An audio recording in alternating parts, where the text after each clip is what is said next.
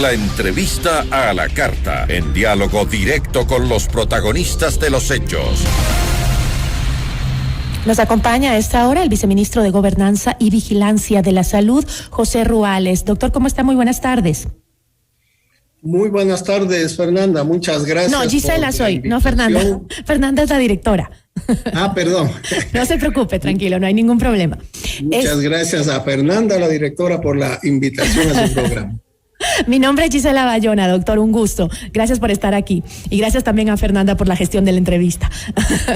Doctor, entiendo y según dijo la ministra de Salud, los adolescentes de entre 12 y 15 años van a recibir la primera dosis de la vacuna Pfizer, y a los menores que tienen enfermedades agravantes o inmunodeficiencia se les recomienda también aplicar la segunda dosis luego de 21 días. ¿Cuánto tiempo va a tomar esta inmunización de este segmento de la población? Bueno, sí, muchas gracias nuevamente. El día de hoy ha iniciado ya la vacunación a los adolescentes de 12 a 15 años en los establecimientos de salud. Estuvo la señora ministra de Salud junto con la ministra de Educación en el Colegio 24 de Mayo para iniciar este proceso de vacunación, y lo estamos haciendo de la misma manera a nivel nacional. ¿Cómo va a funcionar? Los establecimientos de salud se están coordinando con las direcciones distritales del Ministerio de Educación y con los establecimientos educativos. Han levantado ya el listado de todos los establecimientos educativos con el número de niños de 12 a 15 años. Y en base de eso están estableciendo un cronograma a partir del día de hoy, 13 de septiembre, hasta el 30 de octubre como máximo, que esperamos cubrir a toda esta población. Esto se va a hacer con brigadas del Ministerio de Salud en los establecimientos educativos. Para ello, a los que están en fase presencial, se les pide la asistencia de los alumnos, y los que no están todavía en presencial, los establecimientos deberán convocar a todos sus estudiantes el día y la hora en que se defina para el proceso de vacunación. Ahora, viceministro, ¿por qué los niños y los adolescentes solo requieren de una sola dosis de la vacuna, y por qué esta tiene que ser solo de Pfizer? Bueno, en este momento hay varios estudios. Nosotros tomamos las decisiones en base a los estudios científicos, a las publicaciones que se han hecho a nivel mundial y a las decisiones de otras agencias sanitarias como el FDA de Estados Unidos, el EMA de Europa o la Agencia Sanitaria del Reino Unido, o las decisiones del Grupo Asesor de Investigaciones de Inmunización de Chile. Es decir, observamos todo lo que se hace en el mundo, y hasta ahora para este grupo de edad solamente está autorizado el uso de la vacuna Pfizer hasta los 12 años de edad. Es por eso que hemos tomado la decisión de iniciar la vacunación de este grupo con vacuna Pfizer. Sobre el tema de si es una o dos dosis, estamos analizando todavía. En este momento se va a colocar normalmente la primera dosis, y luego, de acuerdo a la evidencia del nivel de inmunidad que alcancen los niños, se tomará la decisión de poner la segunda dosis, de aplazar esta en un periodo mayor de tiempo, o el de terminar solamente con una dosis. Esos son unos análisis que tenemos que tomar para evitar también de que haya un riesgo para los niños y que haya el máximo nivel de inmunidad. Eso será decidido. Esas serían las condiciones más o menos para poder aplicar una segunda dosis a los niños y adolescentes. En base de eso tomaremos la decisión a partir del 1 de noviembre de aplicar o no la segunda dosis. Y van a hacer un sondeo, un monitoreo de los resultados luego de la aplicación. Tienen un grupo de jóvenes a los que se les hará un estudio para ver si se decide o no poner una segunda dosis. Así es, ¿no? Juntamente con las universidades, hemos hablado ya con varias universidades, con la UTE, por ejemplo, para que realicen un proceso de investigación a los niños que se les va a poner a partir de esta semana la primera dosis, y verificar a los 21 y 28 días cómo está su nivel de anticuerpos, ¿no? Y de esa manera, si es que vemos que es necesario, se avanzará con la segunda dosis y según las recomendaciones de los expertos. Y estas recomendaciones permiten que se pueda esperar más de los 28 días o justo cuando ya cumplan los 28 días se sabrá si requieren o no una segunda dosis para aplicarla inmediatamente, o pueden esperar más los chicos para la segunda dosis. Pueden esperar más, ¿no? Incluso hay análisis que ya definen que el periodo con Pfizer puede llegar a los 40 días e incluso que los refuerzos se podrían tomar hasta los 6 meses. De tal manera que tenemos el tiempo suficiente para tomar las decisiones con absoluta seguridad.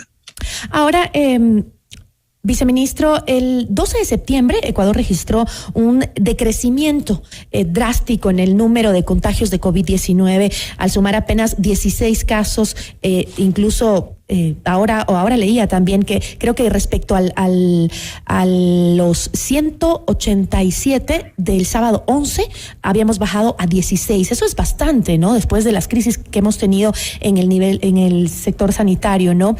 Ahora, ¿se puede proyectar con estos datos que la curva de contagios se mantenga hacia la baja en el futuro?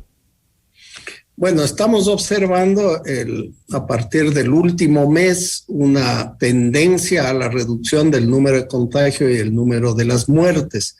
Hay que tomar siempre con precaución y hay que observar los números a lo largo del mes o a lo largo de la semana. Muchas veces tomar solamente el dato del día domingo no es el mejor porque además los domingos no se registran adecuadamente los datos, a veces se deja para el siguiente día, ¿no?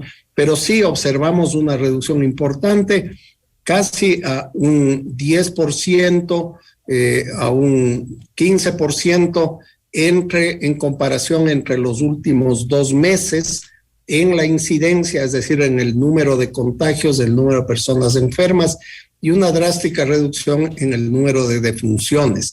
Esto se debe, y hay que tomar en cuenta que no es solamente el producto de la vacunación es muy importante porque ayuda a reducir el contagio, pero también es muy importante que la población ecuatoriana haya mantenido las medidas de bioseguridad, a diferencia de lo que ocurrió en otros países que al tener un porcentaje importante de personas vacunadas, se relajaron las medidas de bioseguridad y se produjo una cuarta ola, ¿no? Como en Chile, en Estados Unidos, en Israel incluso, ¿no? Eso es muy importante. Y el tercer aspecto es que tenemos además montado un sistema de vigilancia epidemiológica priorizado que va enfocado en el control de focos, en donde identificamos que están apareciendo especialmente las nuevas variantes como la variante Delta o de donde provienen los pacientes que están siendo hospitalizados o que han fallecido. Eso nos permite identificar los contactos, hacer unos barridos, tanto en el diagnóstico como en la vacunación, y eso nos ha permitido evitar que se expanda de manera exponencial el contagio en Machala, por ejemplo, en Puerto Viejo, donde ya hubo transmisión comunitaria y logramos detener, digamos, esa velocidad de transmisión. Ahora, ¿cuáles serían las proyecciones para las ciudades como Quito, por ejemplo, donde los centros de entretenimiento se han empezado a reactivar?